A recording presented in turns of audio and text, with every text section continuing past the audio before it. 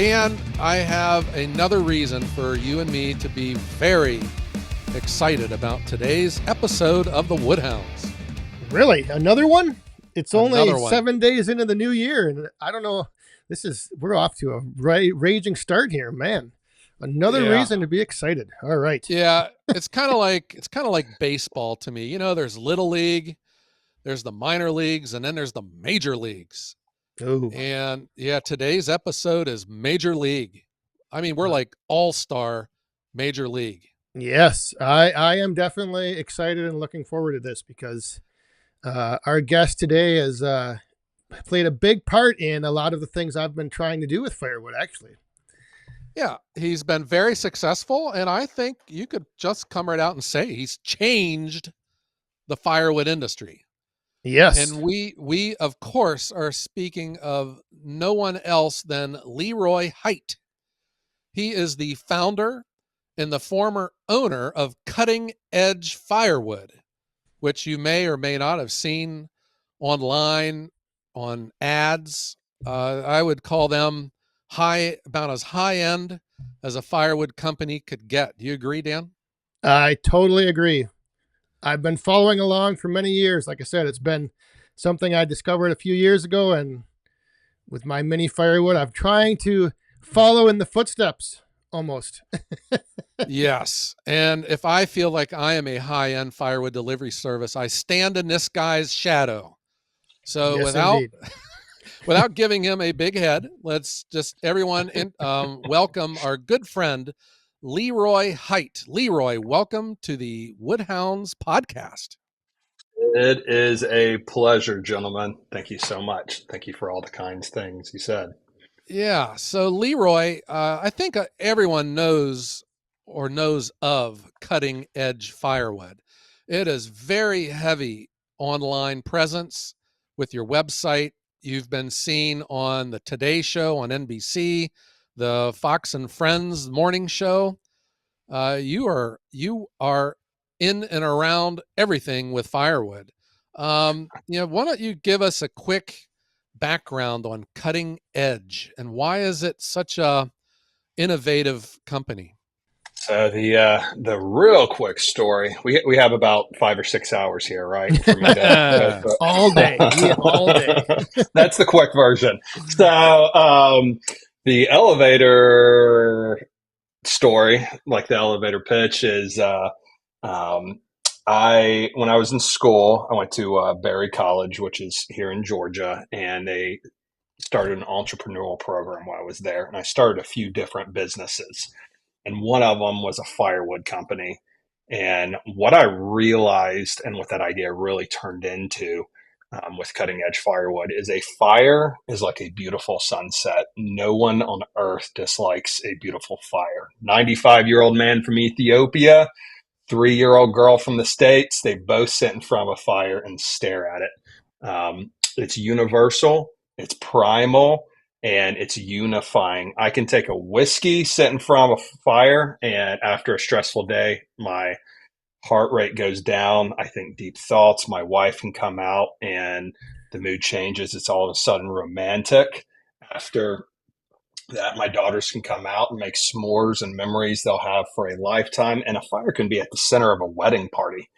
And also with our cooking wood, we made incredible steaks and pizza and barbecue. And I love the experience side of it. And really, those with expendable income are willing to pay for an experience.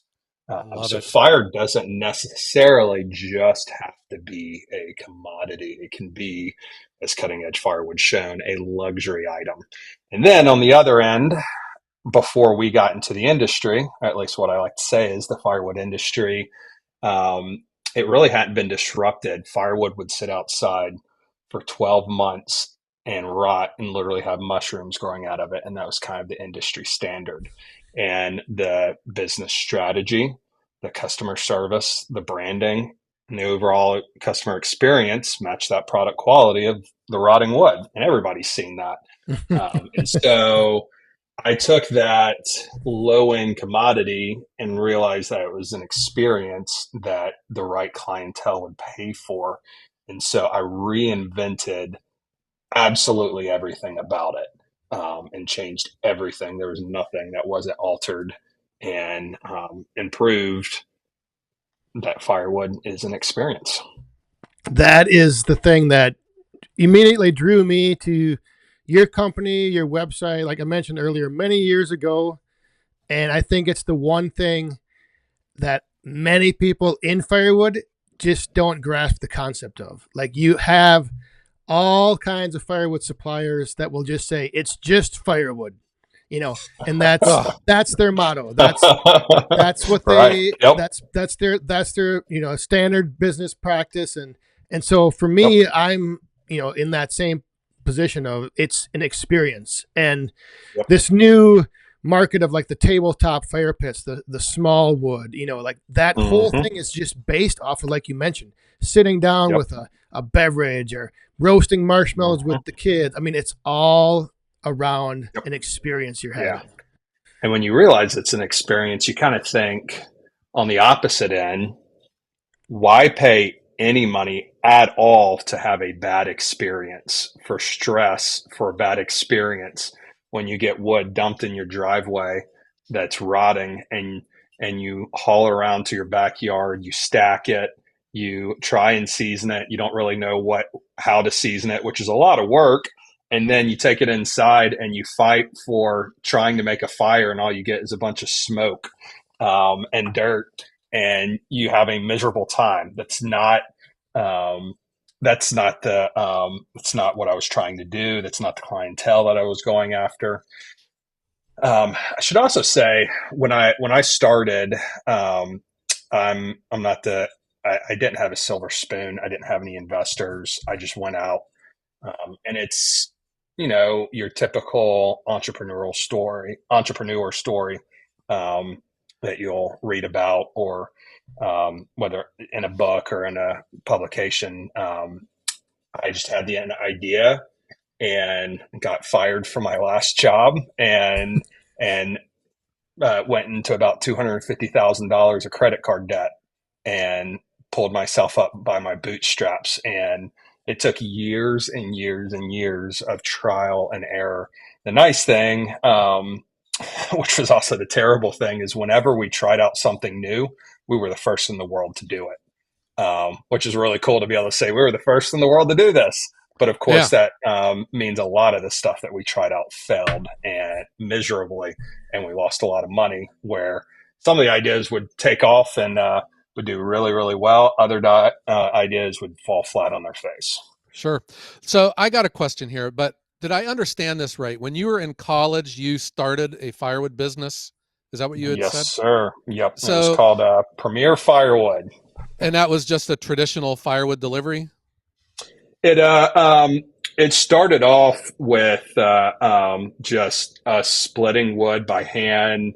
We graduated to buying a splitter. We had tree companies drop it off, and we would use a chainsaw to cut it up. I've heard of other people trying out that way, and then the firewood industry, at the time, people that have been in it for a long time would remember these times. We wanted to bid for the contract for Kroger for the entire Southeast. And to win that, and we were in college, had no idea what we were doing. They gave us a URL. We made a username and password. And when you logged in, it was a reverse bid. Whoever put in the lowest number won the account for the entire Southeast. I mean, it was like 1,000 stores or something. And we had no idea what we were doing, and we went and got like one investor, loans from banks, and bought hundreds of thousands of dollars of equipment, and just went at it. And we realized, after, I mean, thousands of hours of work. I mean, I was working 120-hour weeks, and just we realized we were in way over our heads. And actually, at one point, we moved our location, and I worked a 40-hour shift and a 30-hour shift in the same week.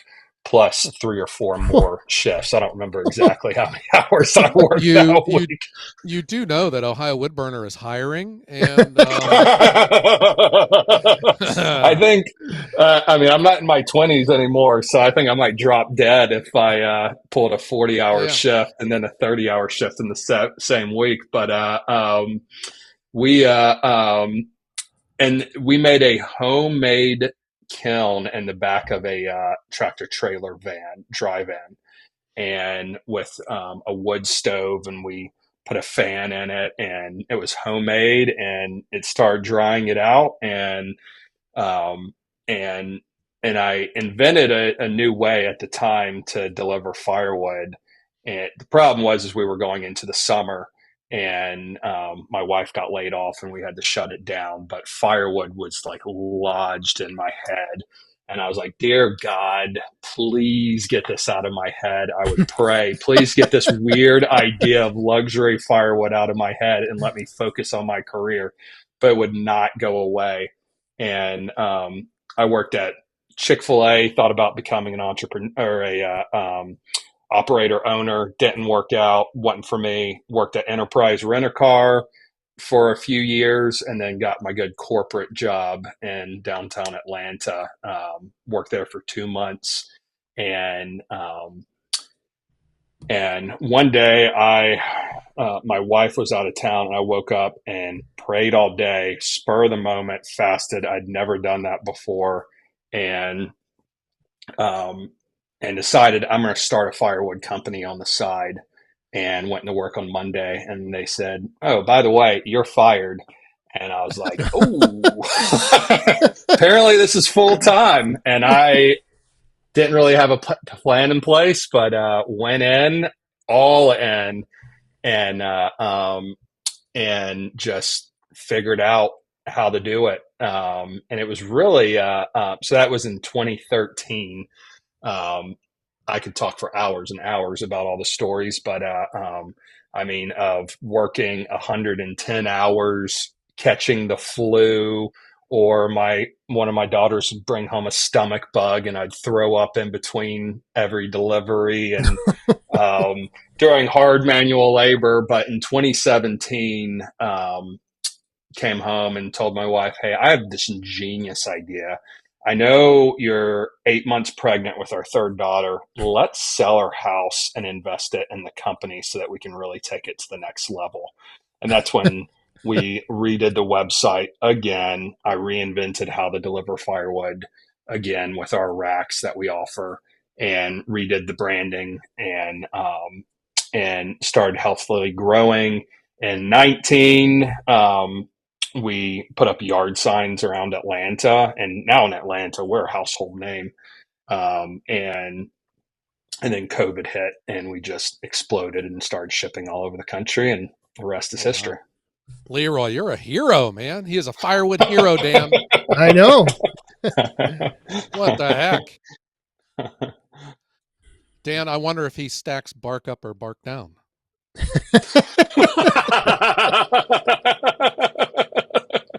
Yeah, well, I will say I try to have a reason for everything that we do. It is funny, the tradition and things.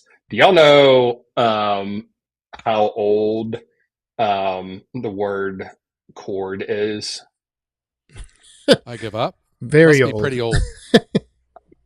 I think it was like 1610s is when the term cord was first used. So that's the undisrupted industry of Yep. firewood. And it was never something that was consumer driven. Yes, correct. That's the big problem, is that Yep. the cord measurement was never something consumer driven. Mm-hmm. Yep. When I ran Cutting Edge Firewood, I would tell our employees, somewhat jokingly, somewhat seriously, every time you say the word cord, we lose money, because it just confuses people, and confused potential customers don't turn into customers. They need to understand what they're buying. And people would call us and say, "Hey, I want a cord of firewood," and we came up with a very advanced, very clear answer that we would give them. But early on, when I was just kind of trying to figure things out, I'd always say, "So, do you know what a cord is?" And their response, 95% of the time, was no. Or they would give me dimensions that were completely wrong. And that I will say there are different parts of the country where um, if you have a wood stove and you heat your home with firewood, you probably know what a cord is. Otherwise, you probably don't. Or if your dad made you cut and split firewood and stack it by the cord. But obviously, that's a small percentage of the population. Kids these days, they don't have to stack cords of firewood. So I want to remind everyone that we're speaking to Leroy Hite. He is the founder and former owner of Cutting Edge Firewood, a internationally or a nationally recognized brand that has redefined the firewood industry. And Leroy, you've been in the firewood business long enough to know that there is an absolute rule that is just 100% etched in stone about the firewood industry. And that rule clearly states that if you are to touch firewood, you begin losing money. Now, I'm looking at the success of Cutting Edge Firewood, and I'm just curious, how did you manage to make all of this money and build a respected brand like this and not touching that wood at all? Because I'm just thinking you must not have even looked at it. Yeah, that's right. It's actually crazy how many times we did touch the firewood, and I am definitely of the opinion that rules are made to be broken. The firewood industry is kind of the quintessential archetype example of we do things that way because we've always done them that way, and it's full of rules, and I love breaking rules. Um, my wife's a rule follower, and it drives her nuts. Most of my daughters are rule followers too. I'll when we go places, I'll park my truck up on the curb just because it bothers my wife and daughters. So every once in a while, I'll just break rules just because it's fun to see people's reaction. And, I've heard the touching the firewood, and there is, just like many sayings, is of course there's truth in that. You don't want to pay people to come up and touch the wood and not do anything. If they're not adding value, then of course you're just wasting money. But and when you can automate things and keep the quality the same, that's fantastic. And I think the firewood industry has potential to be disrupted in a crazy big way here in the next 10 years as technology continues to evolve, and maybe we'll have robots that are grabbing and cutting up the firewood for us, and then we won't have to touch it as much. But Yeah. we would have the wood would come in log length. It would be processed. It would go into the baskets. It would be dried, and but then the firewood would be literally hand picked, and stacked in the rack or put in the box, and then we would actually have somebody come by and inspect it again. Oh, wow. And all the wood was, we would inspect all the wood multiple times at multiple different points to make sure it wasn't rotten, to make sure it wasn't too wet. And so for us, what was much more important than the number of times that you touch it, it's really the quality of the wood.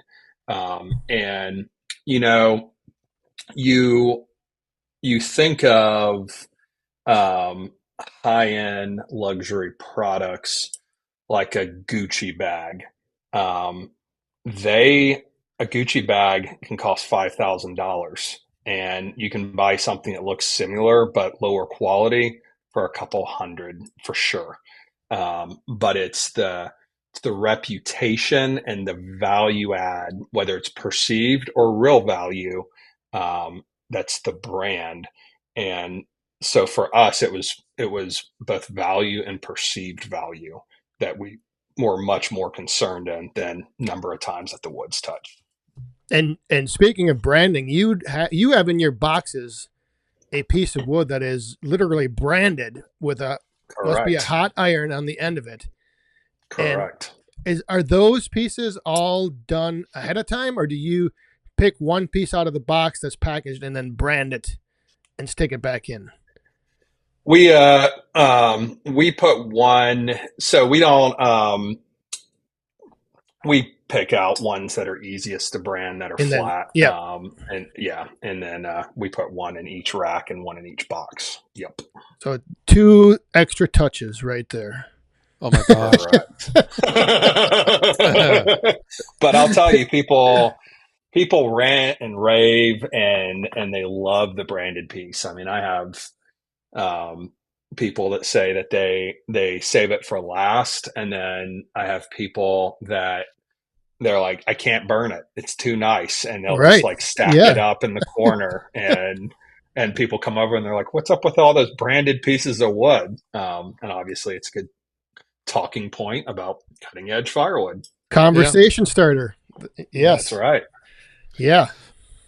So, Leroy, Yep. do you consider yourself a firewooder who became an entrepreneur, or are you an entrepreneur that stumbled on the firewood? You know, it's a great question. It's kind of like what came first, the chicken or the egg? It's hard to say. I started in college, other companies before Cutting Edge Firewood. Um, but my first successful business was a firewood business. And I really did start it having no idea what I was doing. I didn't even know how to fake it till you make it. I just came in and I love the idea of a fire. I knew it was an experience, and I had no idea that I was going to change the industry nationwide. I would have been happy just having a couple thousand customers in Metro Atlanta, and probably just could have kept working in that direction and been happy and satisfied. Um, but I realized along the way um, that your appetite can grow. And same thing as creativity is like a muscle. The more you work it out, the more creativity you have. And so I would come up with an idea, and at first it was just there's this great business book, entrepreneurial, really good, great business book, but it's great for entrepreneurs called Good to Great. It talks about um, pushing a wheel, a big wheel that weighs thousands of pounds. And at first, it's so hard to get it going. And you push and you push and you push, and finally it creaks. And then after a while, it's going slow. And then you have it moving fast. And when it's moving fast, you almost can't stop it. And that is a lot like business, except getting that first creak can take a few years. And people think you're an overnight success when I owned Cutting Edge Firewood for 11 and a half years. And it really took, to start it in 13, it didn't really take off until 2020. And people will now call in and be like, I was one of your first customers. I bought from you in 2020. And I'm like, what about the 7 years before that? So what advice would you give to a firewood hobbyist, say Mm-hmm. maybe like myself, who is Mm-hmm. getting Yep. into something similar where, like I've started this mini firewood venture, and Mm-hmm. like you said, the wheel is kind of creaking, but Yep. I'm just like, what are some things that you noticed early on that were maybe Yeah. signs of, okay, now this is something I need to really go after? Yeah. Look at value, not price.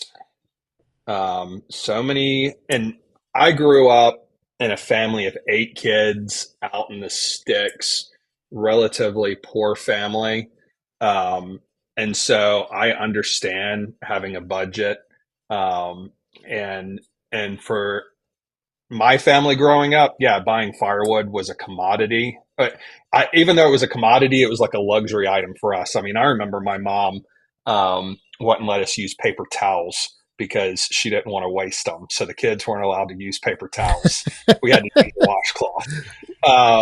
So I get that, but if you want to differentiate yourself, look at it as value add, not as just because it's the same thing as like um if you're out looking for at cars and you see a 10-year-old Honda Accord and it's um and say and I'm just making up numbers, let's say for ease it was $18,000, or you find a new one for $20,000, you're going to buy the new one. You're going to spend the extra money. It doesn't matter what your budget is. You're going to go out on a limb to buy that new one.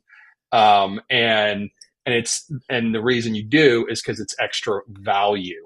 Um, and and if you can target more high end clientele, um, for our customers, buying firewood a lot of times would be like you or I going into the grocery, when you're checking out the grocery store, adding a, a pack of gum onto your purchase. You don't think about it. You don't Yeah. care.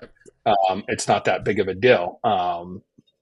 And Yeah, focus on value add, particularly on the customer experience. And the customer experience, this is useful for any business, for any high end business. The customer experience is made up of product quality, customer service, and branding. It's a three-legged stool. So if you take one of them out, it falls over.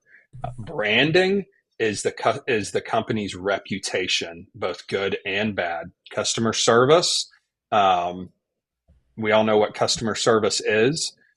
Go above and beyond, because the better your customer service is, it helps your brand.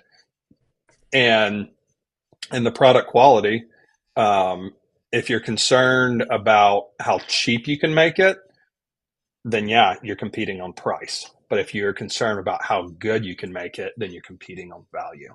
Yeah, I think you could have wrote a book on that, Leroy. That was really good. I just did. What are you talking about? Yeah. I'm pretty wordy. Yeah. All right. So, Leroy, we have a Mhm. very wide range of interest of our followers of the Woodhounds podcast, and we still can't let you go without talking about equipment. I'm just Mhm. curious, when what kind of machines did you use? I heard you say you started off with a splitter. Did you ever get to a processor? Tell us Yep. about the machines that you use. Or Leroy, were you Yep. making your own firewood, or were you buying it off of someone else already made? What? Just give us a day in the life like that. Yeah, it's a great question. I've done all of the above. I've owned a Cord King and Multitex, as far as the processors go. Um, you can make do with any of them. Obviously, if you're a smaller operation, you can use a splitter. Just know, we really, the important thing is you talked about it, it's just wood. If that's if that's really your mindset, then it is just wood. Um, and you're competing on price and you're boxing yourself in. But if you think I care about the customer experience, then whether you're cutting it by hand with an axe or you're using a processor, um, you can add value and compete on value instead of on price. I mean, and really, even if you're a small operation, there's a market, a teeny tiny operation that you have an axe and you're in your backyard. There's a good marketing thing to say hand split. I mean, that's a marketing pitch right there, because that that sounds like that Gucci bag that's handmade or hand painted picture that is in that $6 million mansion. Yeah, that's a Um, Yeah. value add.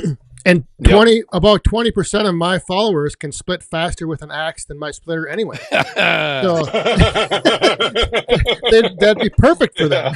Yeah, only the ones Uh-huh. from Australia, Dan. Only the ones from Australia. So Leroy, you were introduced, and we've made mention of this, that you are the former owner of Cutting Edge That is Firewood. correct. Yep. So tell us a little bit about that.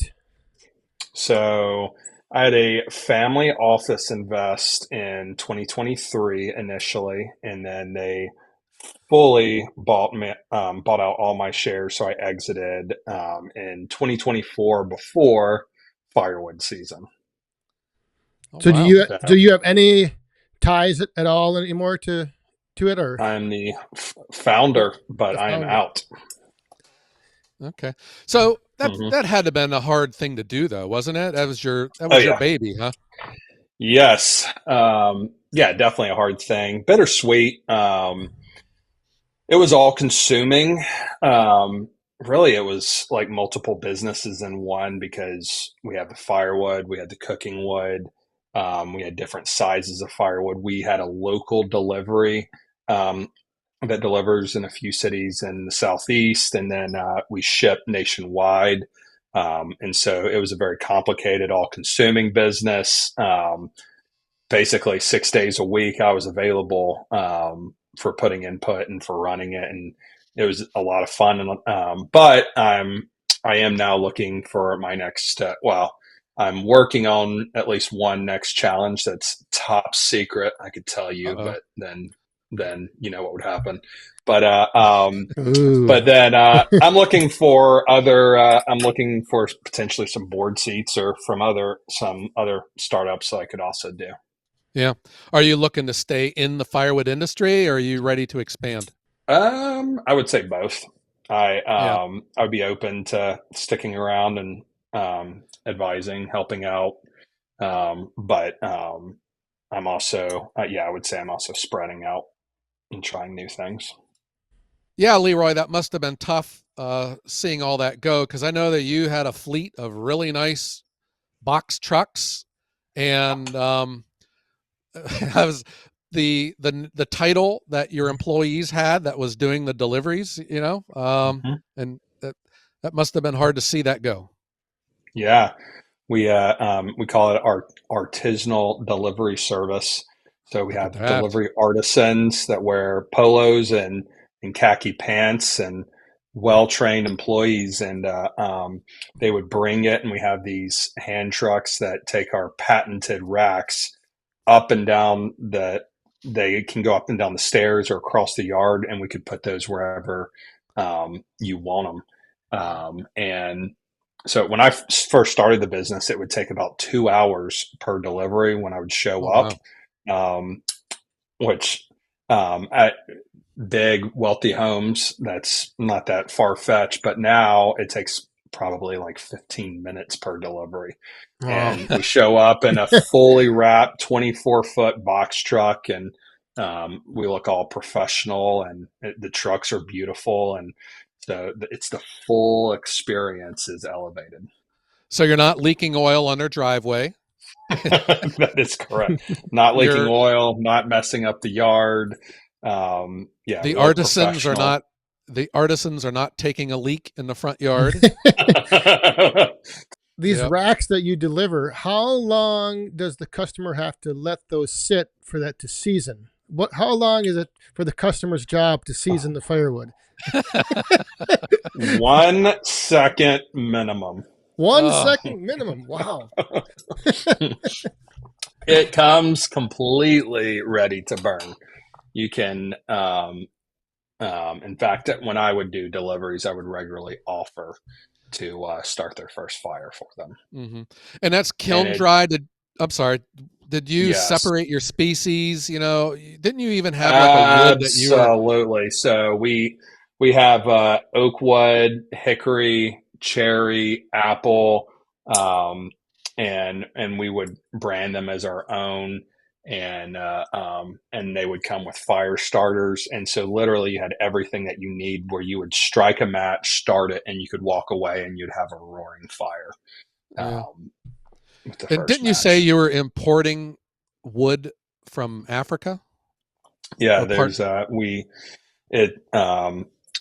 species is acacia, and comes from Africa, burns hotter and longer than anything in the States, and that's specifically for cooking. It has a floral flavor. Oh wow! Yep. All right. Well, Joe, Yep. this has truly been fascinating, and we might have to have Leroy back again, because I think this is going to spark some debate among the firewood community, and possibly even no, I can't believe that, and possibly even lead to some more questions and things. But there is one more thing we need to do, Leroy, before we let you go. Yeah, we have a tradition here at the Woodhounds where we subject all of our guests to a woodhounding experience. Okay. And what's that experience? You talk about experience. This is the experience you're going to get right here. It's questions that we want you to just answer just off the top of your head, whatever comes to mind first. Just, don't give too much thought. And they're rapid fire, so you got to be ready. You will be all right. You will be under significant time constraints, and failure to answer these questions in the allotted time will result in a significant Woodhound penalty. So, Leroy Hite, are you up for this challenge? I am up for the challenge. All right. So, Dan, how about you begin the timer when you ask the first question? All right. Sounds good. Here we go. Leroy, what car did you take your driver's test in? 93 GeoPrism. What is your favorite chainsaw? Oh, a sharp one. Listen to this guy. What is your favorite fast food restaurant? Chick-fil-A. Where is your dream vacation? Some exotic island with my wife. Do you believe in UFOs or UAPs? I guess they're called now. Well, considering they're unidentified flying objects, yeah, that's different than aliens. Okay. What is your favorite band? Breaking Benjamin. What is your favorite firewood species? Oh, it depends on the occasion. If I could only pick one, probably hickory, but a cherry or an apple is definitely great with the missus. She loves the aroma. All right, Leroy Hite, would you rather go to a truck pull or a symphony orchestra?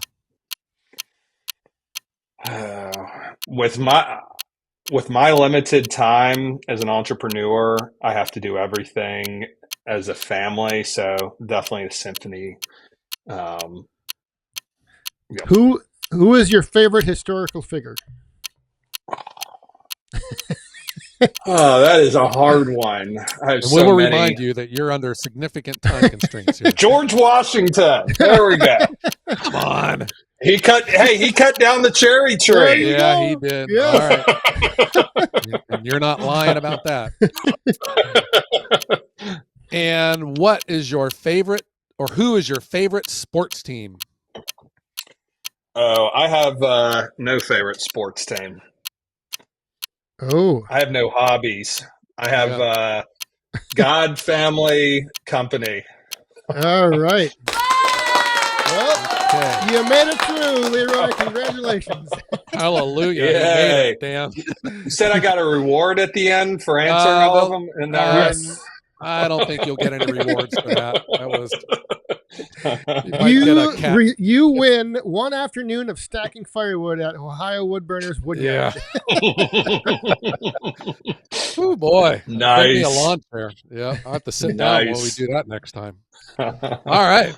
Well, Leroy Hite, the founder and former owner of Cutting Edge Firewood, thanks so much for hanging out with the Woodhounds podcast today. It is my pleasure, gentlemen. Anytime. Yes, thank you. And like I said, a lot of great insight, a lot of great perspective on the firewood industry here. Good stuff. Yeah, it's refreshing to hear the observations of a person who is not scared to break out of the box. Very inspirational, Leroy. Thanks so much. Thank you, gentlemen. So, Leroy Hite, thanks so much for coming out to hang out with us today. And Dan, let's tell everyone out there in podcast land to live life on the cutting edge and stay safe and have a wonderful day.